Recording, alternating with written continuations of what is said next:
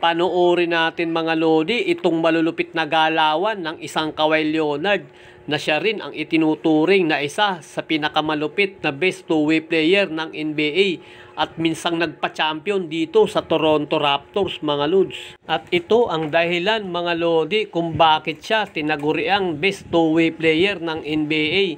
Yan ay dahilan sa napakalupit niyang depensa at syempre yung kanyang malalaking kamay mga lodi ang ginagamit niya para maka-steal ng bola. At syempre kung magaling siya sa depensa, mas malupit siya sa opensa mga lodi.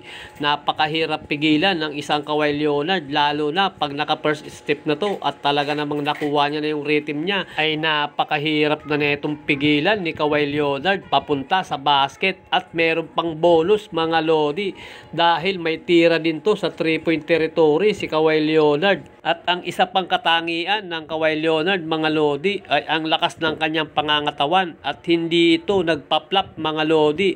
At ang isa pang pamatay tira ng Kawhi Leonard ay ang kanyang mid-range shot dahil malupit din ito sa fadeaway mga lodi. Kaya talagang napakahirap pigilan ng isang Kawhi Leonard lalo na kung ito'y healthy.